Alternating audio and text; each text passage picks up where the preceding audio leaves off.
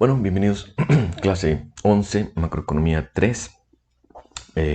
Vamos a continuar revisando el lado de la oferta. Ya en la sesión anterior habíamos comenzado a hablar, ¿no?, del lado de la oferta. Observen que todo lo que se revisó, digamos, en la primera parte del curso, pues fue el lado de la demanda agregada, ¿no? Es decir, el mercado de bienes junto con la regla monetaria, pues determinan el lado de la demanda, ¿sí? Y ya en la sesión anterior, en la clase 10, habíamos iniciado con la discusión del lado de la oferta de la economía. Entonces, en aquella ocasión se revisaron la determinación, o se revisó la determinación de los salarios, ¿sí?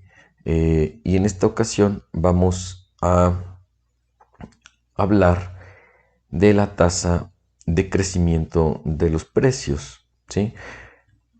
O de la inflación, ¿no? Es decir, cómo las empresas determinan el precio de los productos que llevan al mercado. Cuando nosotros decimos, bueno, las empresas determinan el precio, pues ya, digamos, debería llamar nuestra atención que evidentemente pues estamos en un mercado de competencia imperfecta, ¿no? Y particularmente vamos a asumir que las empresas operan en un mercado de competencia monopolística, ¿sí? Es decir, es un mercado donde las empresas tienen cierto poder de mercado, ¿sí? Tienen cierto poder de mercado, entendido como la capacidad que tienen las empresas para poder determinar el precio de sus productos, ¿no? Puede ser digamos, esta capacidad de fijación de precios puede ser amplia, ¿no? Es decir, eh, digamos, el caso extremo pues es el caso del monopolio, ¿no? Donde particularmente lo único que tiene que considerar es pues la demanda, ¿no?, que enfrenta. Eh, y de ahí, bueno, puede haber un duopolio, oligopolio, distintos funcionamientos del oligopolio, etcétera, ¿no? Pero en todos ellos, digamos, los participantes del mercado, eh, incluso en competencia monopolística, ¿no? Las empresas tienen esa capacidad, ¿no?, de poder fijar el precio de sus productos, ¿sí? Eh, ¿Cómo van a fijar este precio? Bueno, pues evidentemente como un margen, ¿verdad? Como un margen por encima, de los costos. Eh, vamos a asumir que la función de producción agregada, es decir, nacional, sí, acuérdense que pues estamos hablando de macroeconomía, ¿no? Estamos hablando de los agregados. Entonces, vamos a asumir que la función de producción de la economía tiene esta forma, ¿sí? Es una forma simple, lineal, ¿no?, donde nos dice simplemente que la producción que estamos representando por la letra Y es igual a B veces, ¿no?, B veces la cantidad de trabajo, ¿sí? La cantidad de trabajo. N lo vamos a considerar que es la cantidad de trabajo. Y bueno, pues esta puede ser medida por número de trabajadores, horas de trabajo, ¿sí? Entonces, pero en principio es cantidad de trabajo. Vean ustedes que este tipo de función de producción muy simple, bueno, a ver, antes, vamos a asociar a B como esta B que multiplica a N, lo vamos a denotar como un parámetro de productividad, ¿sí? Y hacia allá voy. Vean ustedes que esta función, en particular, la productividad marginal es igual a la productividad media, ¿sí?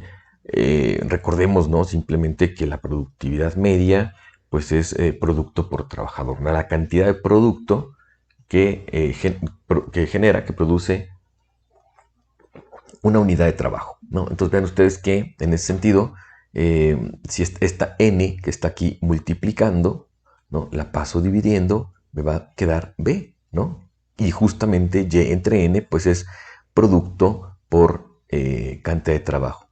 ¿Y eso cuánto va a ser? Pues va a ser igual a b, ¿no? Es la productividad media, ¿no? La productividad me dice cuánto producto en promedio, ¿no? Genera un trabajador, ¿no? Y vean ustedes que también si yo derivo y con respecto a n, es decir, nos estaríamos preguntando cuánto es el cambio de la producción si se genera un cambio en la cantidad de trabajo, pues la derivada es igual a b, ¿no? Que es la productividad marginal, ¿no? La productividad marginal lo que nos indica es razones de cambio, ¿no? ¿Cómo cambia una variable cuando se mueve alguna otra variable? Entonces, bueno, es una función de producción que tiene esa característica, que la productividad marginal es igual a la productividad media, ¿sí? Y entonces vamos a tener esta forma de función de producción. Bueno, ¿cómo va a fijar el precio? ¿Cómo se va a fijar el nivel de precios? Y cuál será este nivel de precios. Vamos a considerar, y aquí en esta lámina estoy hablando de la empresa en particular, una empresa en particular, o sea, la empresa en singular. Cuando aquí yo les había dicho que tenemos una función de producción agregada. Bueno, es simplemente para que se entienda la idea, ¿no? La cuestión es que todas las empresas se van a comportar de la misma manera, ¿no? Tenemos que en este modelo, bueno, es un supuesto, ¿no? Para simplificar las ideas que están detrás de este modelo y de estas teorías que estamos revisando. Vamos a suponer que, bueno, todas las empresas se comportan, son simétricas, ¿no? Se comportan de la misma forma. Este supuesto se puede levantar, ¿no? Sin ningún problema, y no altera los resultados, ¿no? Pero bueno, aquí vamos a simplificarlo y vamos a decir la empresa, ¿no? Cuando en realidad, bueno, pues son muchas empresas, todas las empresas del país se comportan de la misma manera. Entonces vamos a hablar de una sola empresa y vamos a estudiar cómo se comporta. Bueno, en particular, ¿cuál va a ser el precio que va a fijar la empresa? Pues el precio va a ser aquel que maximice su beneficio, ¿no? Evidentemente. ¿Cómo se define el beneficio de una empresa? Pues es la diferencia entre su ingreso total y el costo total, ¿no? Es decir, el ingreso que obtiene una empresa a partir de la venta del producto menos lo que le haya costado producir ese bien, ¿no? La diferencia de eso es su ganancia. Vamos a denotar al ingreso total como IT, ¿sí? Y lo vamos a definir el ingreso total como precio por cantidad, ¿sí? Vean ustedes esta expresión, ¿no? Tengo por un lado la cantidad que generan todas las empresas, la cantidad de producción nacional, multiplicado, este puntito es un producto, ¿no? Multiplicado por el nivel de precios, ¿sí? Pero vean ustedes que aquí estoy expresando al nivel de precios o a los precios simplemente como función de la cantidad, ¿sí? Esto que estoy expresando aquí es la función de demanda que enfrenta la empresa, ¿no? PY es la función de demanda que enfrenta la empresa. Porque, bueno, en realidad eso es lo que tiene que observar, una de las principales cuestiones que tiene que observar una empresa que tiene la capacidad de fijar su precio es observar el comportamiento de la demanda que va a enfrentar. Más adelante vamos a ver por qué se tiene o sea, qué es lo que tiene que analizar una empresa, ¿no?, de la demanda que enfrenta.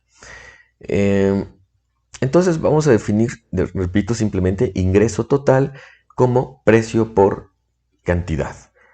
Y el precio, bueno, pues lo estamos expresando como una función de Y, de la producción, y es la ecuación o la ecuación de demanda, la demanda que enfrenta la empresa, ¿sí? Vamos a asumir que los costos de la empresa, que los únicos costos que enfrenta la empresa son los costos de pago a salarios, ¿sí? Es decir, el costo total simplemente va a ser el salario, ¿no?, denotado por W mayúscula, multiplicado por la cantidad de trabajo, ¿no? Por unidad, o sea, ¿sí? Entonces, cantidad de trabajo multiplicado por el salario, pues me da el costo total. Bueno, evidentemente las empresas en general, pues tienen otros costos, además de los costos laborales, ¿no? Sin embargo, vamos a considerar, vamos a asumir que, que es el principal costo de las empresas, ¿no?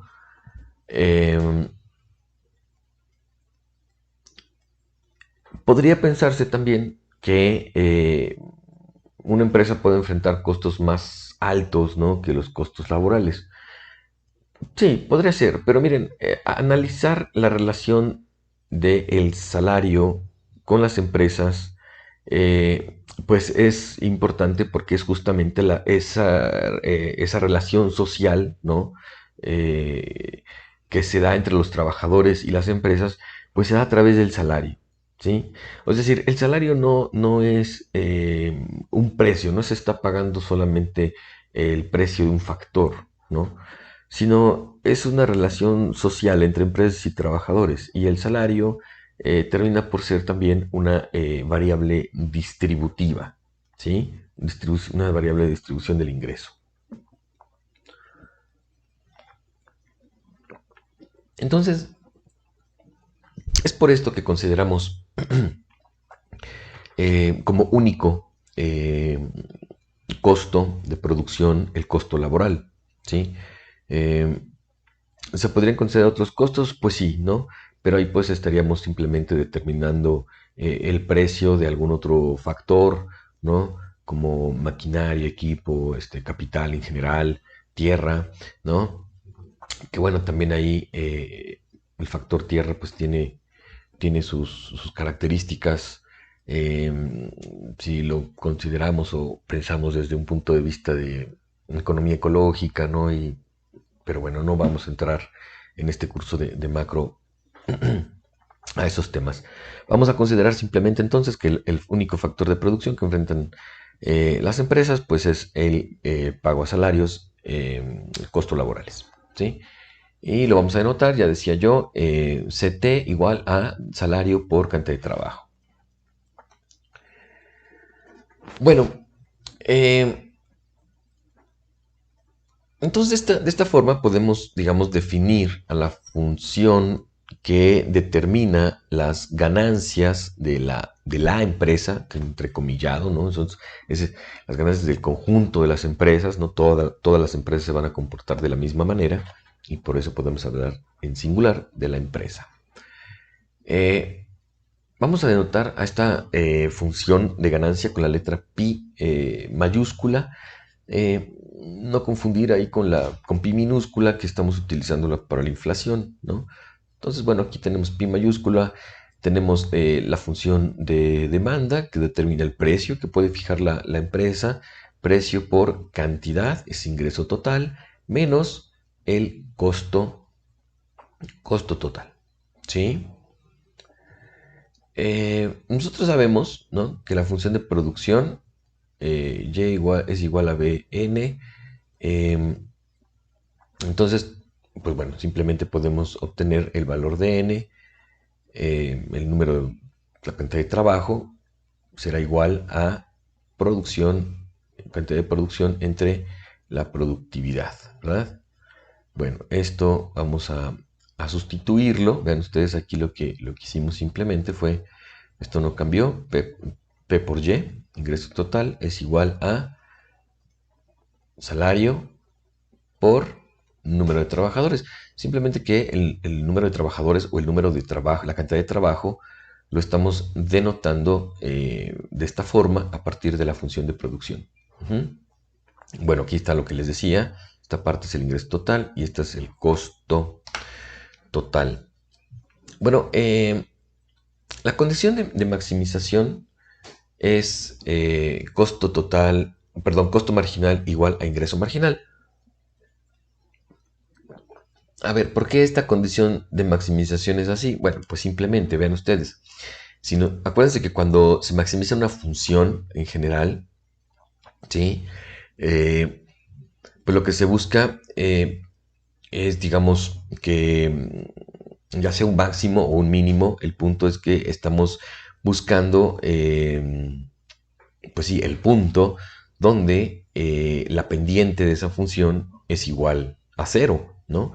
Porque cuando la pendiente es igual a cero, en una función tenemos o un máximo o un mínimo, ¿no? Entonces, en general, ¿no? Cuando queremos maximizar una función, pues tomamos la función, derivamos, es decir, pues encuentro la pendiente, ¿no? Y luego igualamos a cero, ¿no? Y ahí estoy yo imponiendo la condición. Yo quiero hallar los puntos que me garanticen que la pendiente es igual a cero, ¿no? Entonces, ¿qué es lo que estamos haciendo? Pues derivando. Entonces, lo que vamos a derivar es ingreso total y me va a dar el ingreso marginal, ¿no? Voy a derivar el costo total y me va a dar el costo marginal, ¿sí? Y después igualo a cero. Al igualar a cero, pues me va a quedar ingreso total igual a costo total, ¿no? Por eso es esta condición de maximización, ¿no? Eh, bueno, vamos a denotar el costo marginal como CMG y bueno, pues se define como la derivada del costo total respecto al nivel de producción, ¿sí? Entonces, a ver, de este lado tenemos el costo total. Si yo derivo esta función, nada más la parte del costo total, ¿no? Nada más esta parte. WY entre B. Si yo derivo respecto a Y, pues me va a quedar W entre B, ¿no es cierto? Que es lo que tengo acá, es el costo marginal. ¿Sí? Ok, lo guardamos, ¿no? Ponemos aquí un marco, ¿no? Bueno, ahora vamos a obtener el ingreso marginal a partir de la derivada del ingreso total respecto a la producción, que es esto, ¿no? Que tengo aquí. Es el ingreso total. Tengo que derivar ahora este ingreso total respecto a Y, ¿no? Y después voy a igualar, ¿no? Voy a hacer esto. Ingreso marginal igual a costo marginal. Entonces, bueno, igual, notación, vamos a denotar al ingreso marginal con IMG, ¿no? Y lo vamos a definir como la derivada del ingreso total respecto a la actividad económica, respecto al nivel de producción. ¿Cómo hacemos esta derivada? Bueno, a ver, fíjense, a ver, aquí está, ¿no? Vamos a derivar, dije yo, vamos a derivar el ingreso total. Aquí está el ingreso total definido como precio por cantidad. Aquí está precio. Acuérdense que nada más que el precio lo estamos definiendo como la función de demanda que enfrenta la empresa, ¿sí? Precio por cantidad, ¿sí? Entonces vamos a derivar esto con respecto a Y, ¿sí? Entonces, ¿cómo derivamos respecto a Y? Pues es un producto de funciones, ¿no? Es la primera, que es P función de Y, aquí está, la primera, por la derivada de la segunda. La derivada de la segunda es Y, ¿no?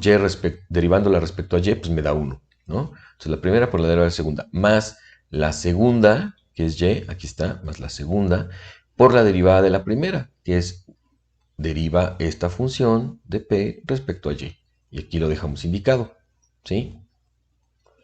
Esto, dijimos, la derivada del ingreso total es igual al ingreso marginal, ¿sí? Y aquí dejamos el ingreso marginal.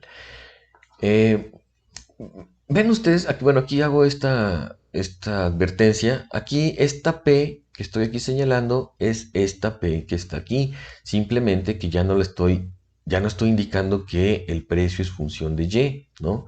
Simplemente escribo P y ya no voy a poner que P es función de Y. Simplemente es para no hacer tan abrumadora la anotación. Bueno. Ahora, una vez que ya encontré el ingreso marginal, ¿sí? Vamos a... este ya es el ingreso marginal, pero vamos a reescribirlo, ¿no? Vamos a reescribirlo de una forma que nos convenga para hacer el análisis. Fíjense que puedo factorizar P, ¿no? De aquí para acá, vean que factorizo P, saco esta P, aquí está, ¿no? Y como saqué una P, pues tengo que dividir este lado entre P, ¿no? De tal forma que si yo multiplico P por 1, P aquí está. Más P, por esta derivada, pues se elimina, ¿no? Y ya me queda lo de aquí arriba. Está bien factorizado, ¿no? Entonces, factorizamos P. Ahora, nosotros, vamos, sabemos, ¿no? O podemos argumentar que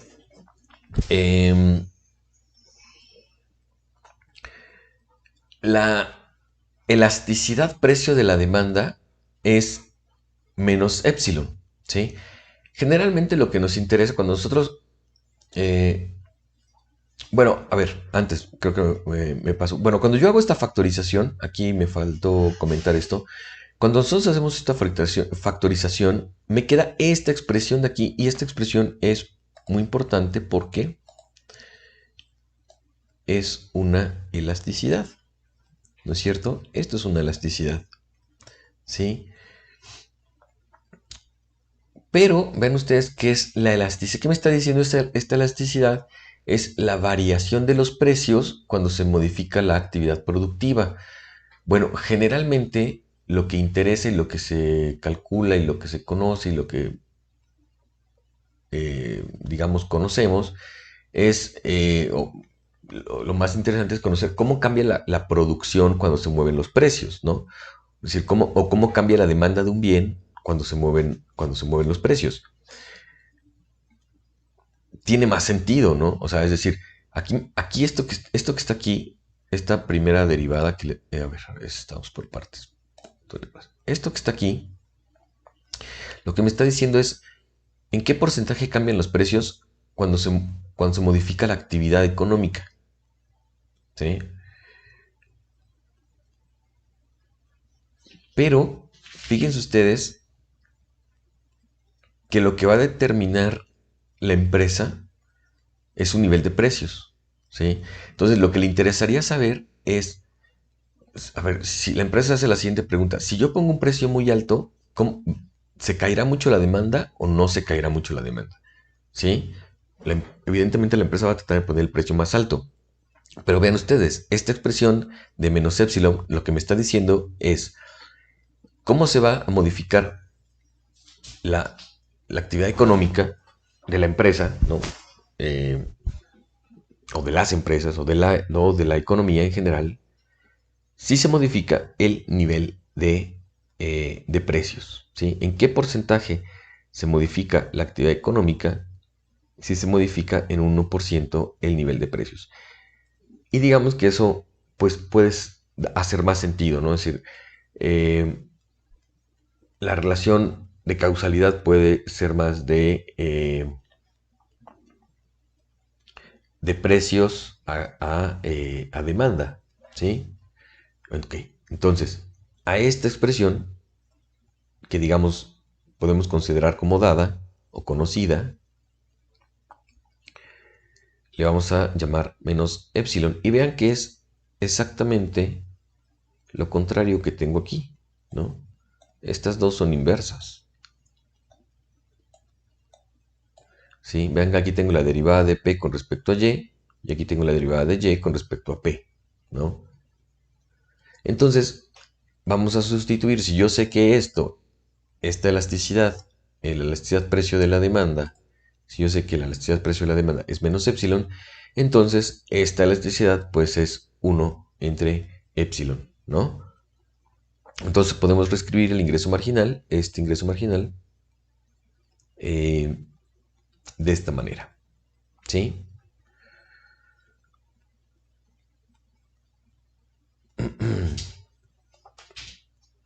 Ahora, si este 1 que está aquí, yo lo expreso, este 1 que estoy aquí señalando, ¿sí? Lo expreso como epsilon entre epsilon, pueden llegar a esta expresión, ¿sí? Si este 1 que está aquí, ¿no? Le ponemos en lugar de 1 que sea epsilon entre epsilon, ¿no? Pues me va a dar y hacemos la operación, me da esto, ¿sí? Me da eso. Ahora, nuevamente, así como factorizamos la P, ¿no? Y no alteramos en nada el ingreso marginal, simplemente se factoriza la P, ¿no? Y vean que si yo vuelvo a multiplicar, obtengo lo de aquí arriba, ¿sí? Entonces, y lo hicimos esto porque nos convenía tener la expresión de la elasticidad. Ok, entonces vamos a definir ahora, y porque así nos conviene, a esta expresión epsilon menos 1 entre epsilon, lo vamos a definir como 1 entre 1 más mu, y es lo que generalmente se hace, ¿sí? Entonces, de esta expresión, despejo mu, ¿no? Aquí están los pasos, ¿sí? Y llego a esta expresión, ¿sí? Entonces yo puedo decir, vean ustedes,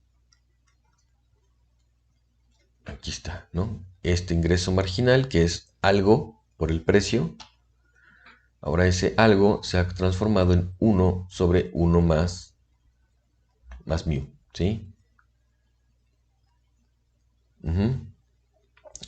Bueno, entonces ahora vamos a retomar el costo marginal, ¿sí?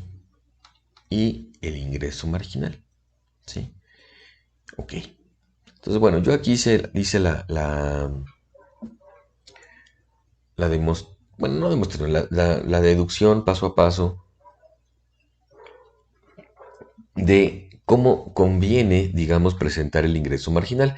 Porque ven ustedes, o sea, de hecho el ingreso marginal, si nos sacamos esta derivada, ¿no? Del ingreso total respecto a Y, pues aquí está, ¿no? Ya, este ya es el ingreso marginal. Lo que hicimos de aquí, ¿sí? De este ingreso marginal hasta este, ¿sí? Digamos, pues fueron pasos algebraicos, ¿no? Factorizar la P de tal manera que nos quede la elasticidad. Ok.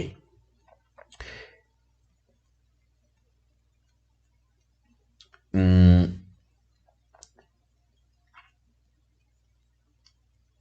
estoy viendo, a ver, ¿qué me conviene? A ver, vamos a ver. Ok, vamos a ir, decíamos, vamos a igualar, ¿no? Ingreso marginal a costo marginal. Y aquí está. Esto que está aquí es mi ingreso marginal, es lo que está aquí arriba, ¿sí? Y esto que está aquí, W entre B, es el costo marginal. Vean ustedes que si yo despejo P, ¿sí? Simplemente este 1 más mu que está dividiendo a P lo pasamos multiplicando, me queda justamente la expresión de los precios, ¿sí? ¿Qué me está diciendo esta expresión? A ver, vamos. Esta es la ecuación del nivel de precios fijados por las empresas. Pues lo que me está diciendo es lo que habíamos comentado al inicio de esta sesión. Las empresas van a fijar a los precios como un margen, ¿sí? Y este margen es 1 más mu, como un margen, por encima de sus costos, ¿sí? Vean que W entre B pues son los costos marginales o los costos medios, en este caso por la función de producción son lo mismo. Es decir, W entre B representa el costo unitario de producción, es decir, cuánto cuesta producir cada unidad, ¿sí? ¿Cuánto cuesta producir cada unidad? Bueno, pues lo que cuesta producir cada unidad lo va a incrementar un mu por ciento. Esto vamos a ver que es un porcentaje, ¿sí? Es un mu por ciento y ese va a ser el precio, ¿sí? Entonces, esta es la ecuación de precios y es la forma en la que las empresas fijan los precios, como un margen por encima de sus costos, eh, laborales unitarios, ¿sí? Es decir, bueno, laborales porque pues, estamos simplemente hablando del que el único factor de producción es el trabajo. Entonces, costos unitarios de producción. ¿Cuánto cuesta producir cada unidad? Bueno, pues lo que cueste lo incrementamos un tanto por ciento y ese será el precio. Ahora, ¿de qué depende esta mu? ¿De qué depende este margen? Porque mu, ven ustedes, representa el margen sobre el cual las empresas pueden fijar el precio. Pues ese precio puede ser más alto si mu aumenta, ¿no? Si el margen sobre el cual pueden fijar el precio es mayor, pues van a fijar un precio mayor las empresas, evidentemente. ¿De qué depende este mu? Pues ven ustedes, aquí tenemos esto, ¿sí? ¿Sí? Yo había definido 1 entre mu como esta expresión. Bueno, aquí digo mu es igual a epsilon entre epsilon menos 1, y esto se puede reescribir de esta manera. Simplemente ponemos epsilon menos 1 entre epsilon menos 1. Se eliminan las epsilon y me queda epsilon menos 1. ¿De acuerdo? Vean ustedes. ¿Qué pasa? A ver, si aquí está, pluma. ¿Qué pasa si epsilon aumenta? Si epsilon aumenta, como está en el denominador, ¿sí? Toda la fracción va a disminuir, ¿sí? Entonces, si epsilon aumenta, mu disminuye. A ver, ¿y qué quiere decir que epsilon aumente? Pues que la demanda es más elástica. ¿Qué quiere decir que sea más elástica? Que si la empresa sube los precios, la demanda va a caer demasiado, ¿sí? Por lo tanto, ese margen sobre el cual la empresa puede fijar, ¿no?, los precios por encima de los costos, pues se ve disminuido, ¿sí? Evidentemente. Eh, ¿Por qué? Porque la elasticidad aumentó, ¿no? O sea, si la elasticidad aumenta, quiere decir que si las empresas aumentan los precios, la demanda se va a venir abajo, ¿sí? Entonces el margen disminuye. Y lo contrario, ¿no? Si la elasticidad disminuye, ¿no? Es decir, es menos, eh, es digamos inelástica, ¿no? ¿Qué quiere decir que sea inelástica? Que aunque suba el precio, pues la demanda no se va a modificar, o si se modifica es muy poquito lo que se modifica. Entonces, lo cual le permite a la empresa incrementar el margen sobre el cual puede fijar su precio, ¿no? Entonces, es así, ¿no? Como obtenemos la ecuación de precios. Entonces, vean ustedes cómo la obtenemos, pues simplemente es el ejercicio de maximizar las ganancias de la empresa, ¿sí? Eso es todo, ¿no? Entonces, se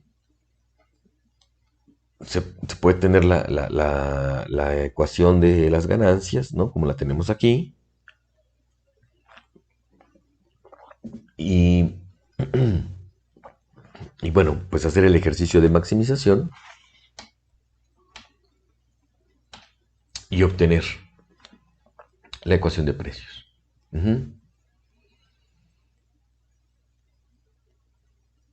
Bueno, Vamos, eh,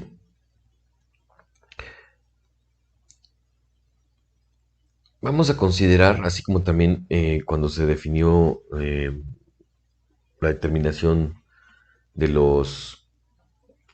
de los salarios, ¿no? Que deberíamos también considerar, digamos, bueno, primero el costo de la seguridad social que pagan los trabajadores, ¿no? Que les corresponde pagar a los trabajadores. Y después los impuestos, ¿no? Pueden ser impuestos al salario, impuestos al ingreso provenientes del salario, o pueden ser impuestos a los precios de los bienes de consumo, ¿sí? Eh, Ahora, pues lo mismo puede ocurrir con las empresas, ¿no? Las empresas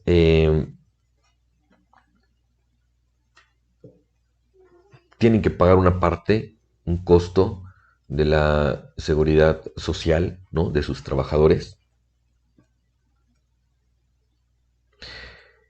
¿Cuál es el problema aquí? El problema es que mientras mayor sea el poder de mercado de las empresas, eh, todos aquellos impuestos que digamos que se le pongan a las empresas,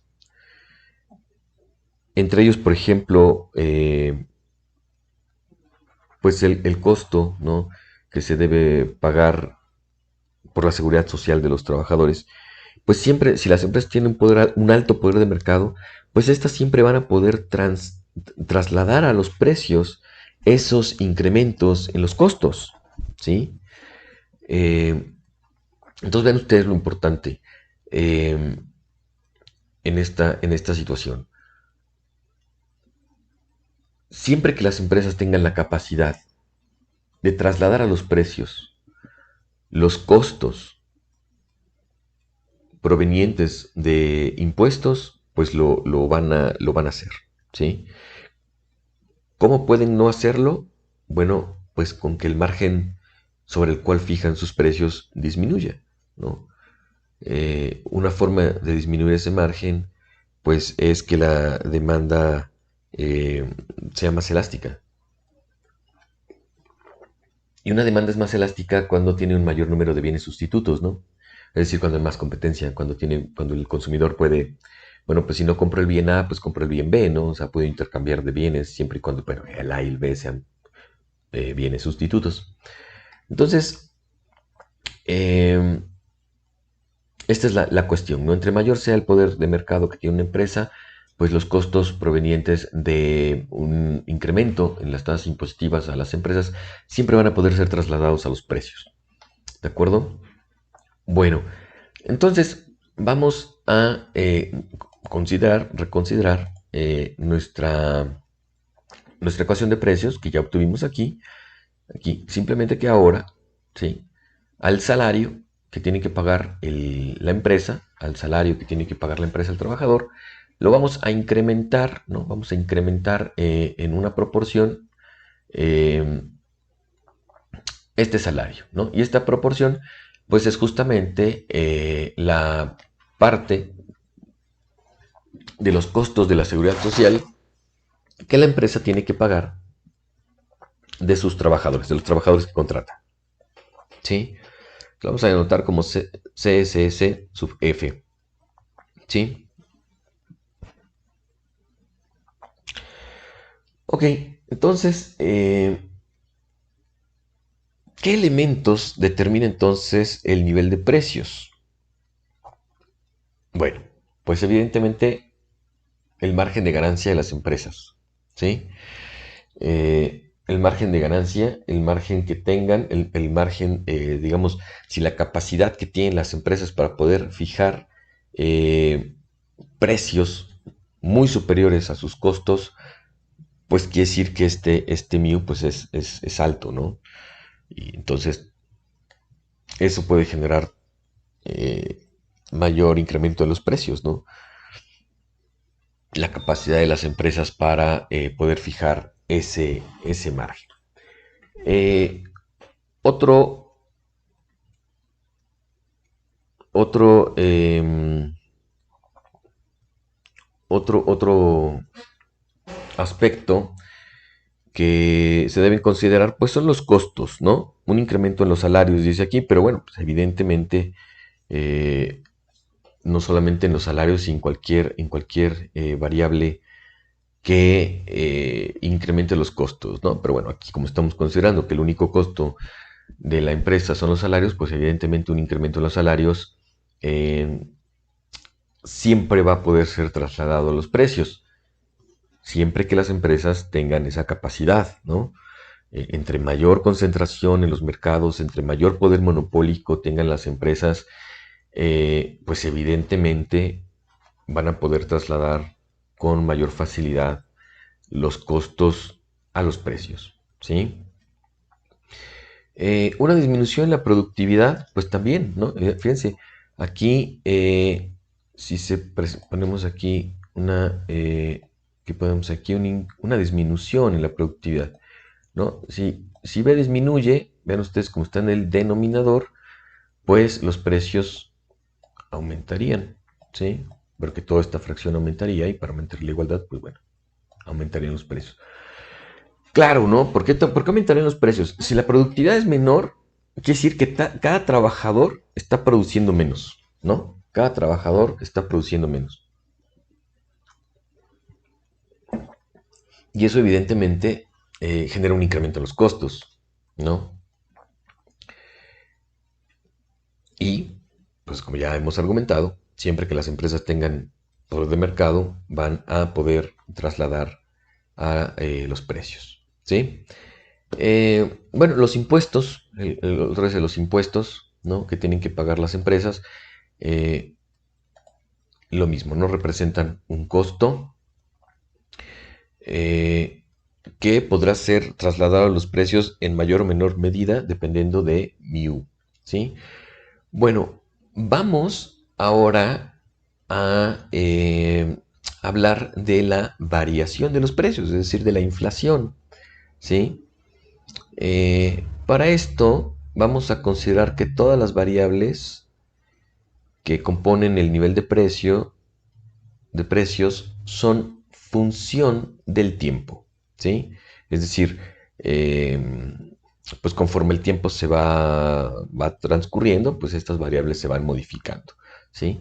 Y además, vamos a utilizar las siguientes aproximaciones, ¿sí?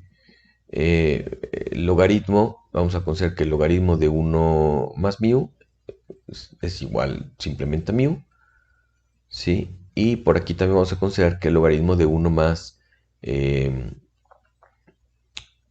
CSS sub f, que es el costo de la seguridad social que tienen que pagar las empresas, pues es aproximadamente igual simplemente al costo, ¿sí? O sea, ya no es 1 más el costo, sino simplemente el costo. Estas aproximaciones funcionan, decíamos, siempre y cuando mu y CSS sub f sean pequeños, ¿no? Menores a la unidad.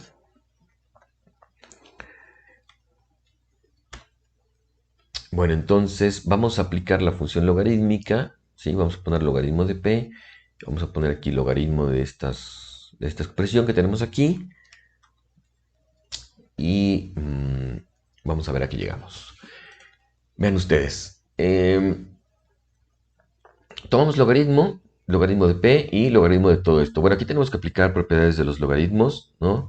Y las aproximaciones, que ya las he puesto aquí. Entonces aquí ya apliqué el logaritmo, la aproximación, luego más, logaritmo de WT, porque ya todas son función del tiempo, estamos diciendo que todas son función del tiempo, más aquí apliqué el logaritmo y la aproximación, y aquí el logaritmo de BT.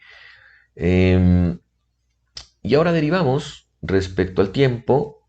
Acuérdense que tenemos que aplicar la regla de la cadena. ¿Sí? Ponemos logaritmo, la derivada del logaritmo de p, pues es 1 entre p, por la derivada de p respecto al tiempo. Y luego de este lado tenemos simplemente la variación de mu respecto al tiempo. Aquí podemos aplicar la regla de la cadena. ¿Sí? Logaritmo de w es 1 entre w por la derivada de w respecto al tiempo. Y lo mismo hacemos con esta variable que representa la tasa impositiva que tienen que pagar las empresas y la productividad marginal. Ok, simplemente, pues bueno, todas estas expresiones pues las vamos a denotar con estas letras, ¿sí? Ven ustedes, la tasa de crecimiento de los precios, ya la habíamos denotado como pi minúscula, aquí está. La tasa de crecimiento de los salarios, ¿sí? La vamos a denotar, esta que está aquí, como omega, ya lo habíamos también hecho en la sesión anterior. Y ahora esta tasa de crecimiento de la productividad, ¿sí? La vamos a denotar con ρ, ¿sí? Con la letra griega ρ, ¿sí? Aquí está su signo menos y aquí está. ¿Qué vamos a hacer con la variación a través del tiempo de mu, ¿no? Que es el margen que nos representa el poder de mercado de las empresas? ¿Y qué vamos a hacer con la variación de la carga impositiva que tienen que pagar las empresas a través del tiempo? Bueno, la vamos a agrupar en una variable que vamos a llamar ZP, ¿sí? Estas dos las vamos a agrupar en esta variable ZP y pues la escribimos en la ecuación de inflación, ¿sí? Entonces ya tenemos nuestra ecuación de inflación, que es, digamos, expresar la ecuación del nivel de precios, pero en tasas de crecimiento. Aquí está, ¿sí?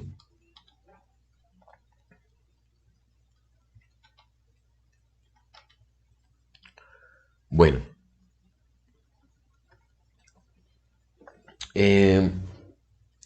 vamos a ver, y es importante señalar que una vez que las empresas han determinado el nivel de precios, ¿no? Por lo tanto, evidentemente, la inflación, podemos saber ya la tasa de crecimiento de los salarios reales efectivos. Recuerden que en la sesión anterior habíamos estado hablando de la tasa de crecimiento de los salarios reales esperados, ¿no? ¿Por qué esperados? Pues porque los trabajadores no tienen, digamos, no pueden determinar los precios, ¿sí? Determinan, digamos, en cierta medida los salarios y sobre los precios pues se forman una expectativa, ¿no? Y con esa expectativa pues se puede determinar la tasa de crecimiento del salario real esperado.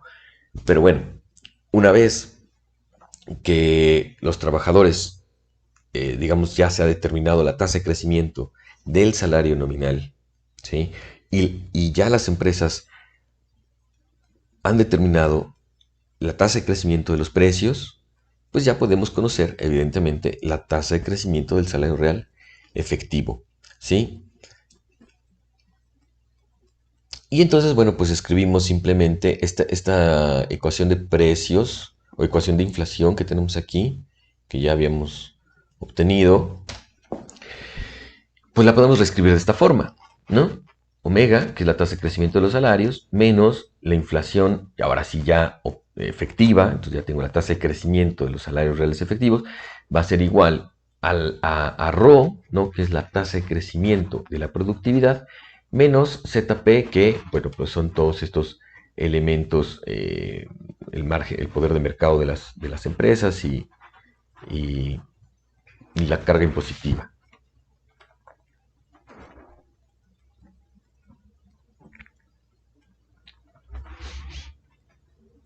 Vean ustedes, ¿no? Por ejemplo, si aumenta, vamos a pensar que aumenta mu, ¿no? Que representa el poder de mercado de las empresas. Si aumenta mu, pues va a aumentar ZP, ¿no? Y según esto, si aumenta ZP, por el signo menos que tiene, la tasa de crecimiento de los salarios reales efectivos disminuye, ¿sí? Entonces, aquí es donde yo les decía, aquí es una, esta forma de ver las cosas, pues sí nos muestra, digamos, pues, digamos, de alguna forma formalizar lo que, pues es evidente, ¿no? Pero bueno, se aumenta el poder de mercado de las empresas, ¿no? el poder de compra de los trabajadores a través del tiempo va a ir disminuyendo, ¿sí? Vean ustedes. Bueno, repito, ¿no? Vamos a ponerle aquí la pluma. Um, Se aumenta mu, que es una variable que nos representa el poder de mercado de las empresas a través del tiempo, pues va a incrementar ZP, ¿sí? Si incrementa ZP, ¿sí? Porque tiene signo menos, se aumenta todo este lado, vamos a ponerlo así entre paréntesis, pues va a disminuir, ¿no? Ahí está. Entonces, un incremento en el poder de mercado de las empresas a través del tiempo, pues va a generar que el salario real, es decir, el poder de compra de los trabajadores, se vaya reduciendo a través del tiempo.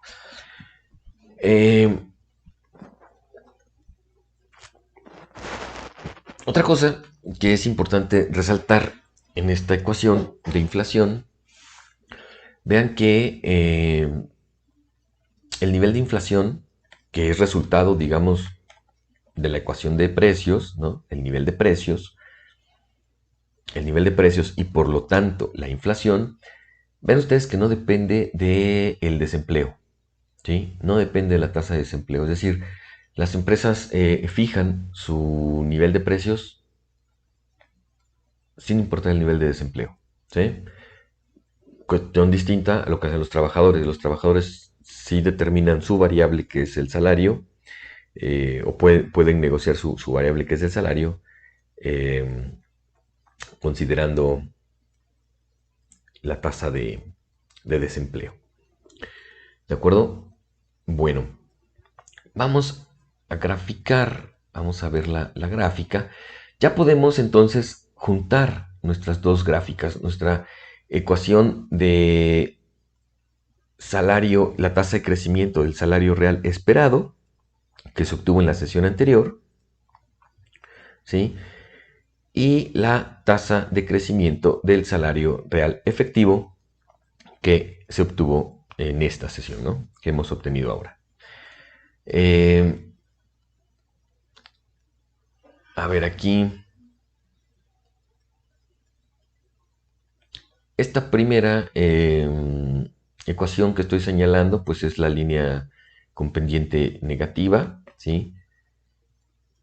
Y la tasa y la ecuación de la tasa de crecimiento del salario efectivo, pues dado que no depende de la tasa de desempleo, pues simplemente una vez que fijamos su valor, pues no importa cuál sea el valor de la tasa de desempleo, denotada como U, no depende de, pues no depende de la tasa de desempleo, ¿no? Podemos fijar su valor y simplemente sería una línea horizontal, ¿sí? Bueno, vean ustedes que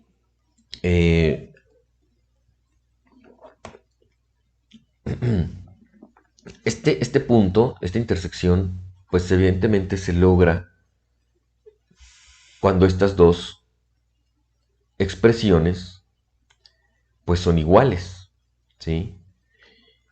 Y vean ustedes que la única forma de que estas dos expresiones sean iguales es que la inflación observada sea igual a la inflación esperada, ¿no? Si la inflación esperada es igual a la inflación observada, pues la expresión de arriba va a ser igual a la de abajo, ¿no es cierto? Y en esa situación es lo que vamos a considerar el equilibrio, ¿sí? El equilibrio de largo plazo, ¿sí? Cuando la inflación observada es igual a la inflación esperada, ¿sí? Vamos a pensar, vamos a decir que la economía se encuentra en equilibrio, ¿sí? Y en ese punto se determina lo que vamos a llamar tasa estructural de desempleo, ¿sí? O tasa natural, ¿sí? La mayoría de los libros le llama tasa natural, nosotros le vamos a llamar tasa estructural. Ahorita voy a explicar por qué, ¿sí? Y bueno,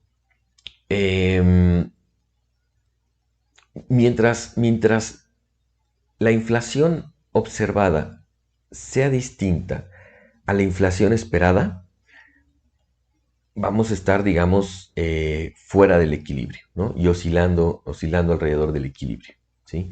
Solamente hasta el momento en el que la inflación observada es igual a la esperada, vamos a estar en equilibrio, ¿sí? Y estas dos ecuaciones, ¿sí? Estas dos ecuaciones, eh, pues van, digamos, cuando son iguales, van a determinar la tasa natural o estructural de desempleo. Ven ustedes, entonces decíamos que si la inflación esperada es igual a la inflación observada, estas dos expresiones son iguales. Bueno, lo que voy a hacer en la siguiente lámina pues es igualar la expresión de arriba con la expresión de abajo, ¿no? Aquí está. Y vean ustedes que en lugar de U solita estoy poniendo U barra, ¿sí? Porque justamente si yo igualo estas dos ecuaciones, estoy asumiendo que la inflación esperada es igual a la inflación observada, es decir, estamos en equilibrio. Y por lo tanto, el nivel de desempleo es el nivel U barra, ¿no? El nivel estructural o natural, ¿sí? ¿Qué podemos hacer a partir de aquí? Pues despejar U barra, ¿sí? Vean ustedes que la productividad aquí se elimina, vamos a ver. Vean ustedes esta de aquí, se elimina con esta de acá, ¿sí? Y despejando U, pues me queda esta expresión de la tasa la tasa natural o estructural de desempleo. Decía yo, ¿por qué le llamo estructural? Y no lo hago, digamos esta idea viene de Blanchard. Blanchard sugiere que se le llame estructural, porque natural parecería que son factores naturales lo que lo determina, ¿no?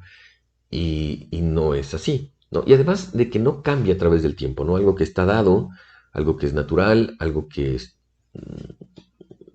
no, sí, y concuerdo con esa visión de que la tasa natural quizás no sea la mejor forma de eh, llamarle a esta tasa de desempleo, porque pues es todo menos natural, ¿no? Veamos, ZW, recordemos que es ZW. ZW representa todos aquellos factores que determinan la tasa de crecimiento de los salarios. ¿Y cuáles eran esos factores? El poder de negociación de los sindicatos, ¿no? Su poder de organización, ¿no? Eh, los costos de la seguridad social que tienen que pagar los trabajadores, eh, y que eso, pues evidentemente disminuía su salario, ¿no? La estructura impositiva, ¿no?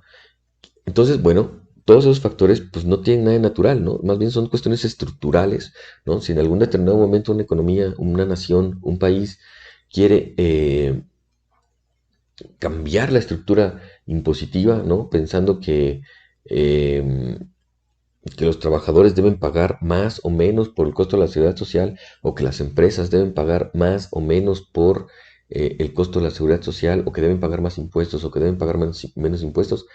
Todas esas son discusiones, digamos, que modifican, pues sí, la estructura, en este caso impositiva, de una economía, ¿no? Eh, pero más allá, incluso de la estructura impositiva, por ejemplo, pensemos que no sea a través del salario que los trabajadores, digamos, se les descuenta el costo de la seguridad social, ¿no? Sino que a través, por ejemplo, de privatizaciones de la salud, de la educación, de las pensiones, ¿no? Del agua, ¿no? Hay un montón de cosas que finalmente, pues, el trabajador va a tener que tomar de su salario para pagar servicios que antes, digamos, eran públicos, ¿no?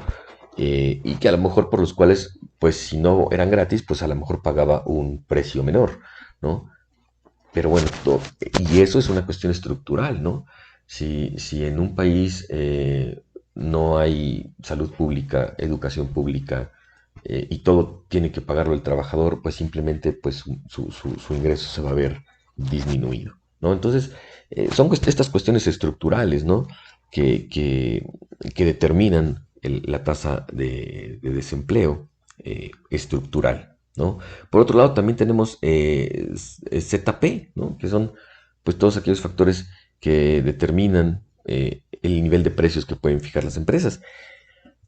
Y entre ellos está Mu, que es el poder de mercado de las empresas. Y este poder de mercado está determinado justamente por la estructura de mercado sobre la cual operan las empresas, ¿no? Puede ser una estructura muy monopólica o de mayor competencia, ¿no?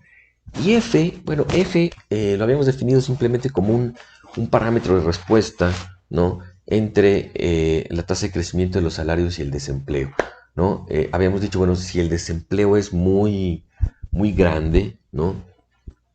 Pues quizás los trabajadores no estén en el mejor momento para poder solicitar un incremento en su salario nominal y ni las empresas van a estar en condiciones de poder otorgar ese incremento, ¿no? Entonces, ¿qué tanto las empresas ante un incremento en el desempleo, qué tanto las empresas pueden bajar o no otorgar un incremento salarial? Bueno, eso es lo que representa el parámetro F digamos, pues estaría incluso sujeto a una investigación empírica, ¿no? Este, que se podría, ¿no? Analizar, digamos, con algunos datos. Bueno, pues eso es la tasa natural, tasa estructural de desempleo, ¿sí? Que se logra, digamos, a partir del momento en que la inflación esperada es igual a la observada. Entonces los salarios esperados, ¿sí? Serán igual o sea, la tasa de crecimiento de los salarios esperados será igual a la tasa de crecimiento de los salarios efectivos, ¿sí? Eh, bueno, ven ustedes, bueno, estas dos gráficas que he puesto aquí abajo, pues representan justamente lo que les estaba yo comentando sobre la determinación de la tasa estructural de desempleo. Ven ustedes, ¿no? Aquí, por ejemplo, tenemos un incremento en ZW, ¿no? Un incremento en ZW puede ser un incremento en la carga impositiva a los trabajadores, ¿no? O un incremento en el costo de la seguridad social. Entonces, evidentemente, como esto está en el intercepto, pues el intercepto se incrementaría, tendríamos un desplazamiento hacia la derecha y un incremento en la tasa estructural, ¿no? O sea, claro, cambia la estructura, ¿no? Cambia la estructura impositiva, cambia la estructura de empresas públicas y privadas, ¿no? Y todo eso, pues genera un cambio en la tasa estructural de desempleo, ¿sí? ¿Qué otros factores pueden generar cambios en la estructura, en la tasa estructural de desempleo? Pues el otro factor es sobre ZP, ¿no? Un incremento en el poder de mercado de las empresas. Vean, como ZP tiene signo negativo, pues un incremento generaría una disminución del intercepto, lo que provocaría una caída de la línea azul a la línea roja, ¿sí? Y por lo tanto un aumento en la tasa estructural de desempleo, ¿sí?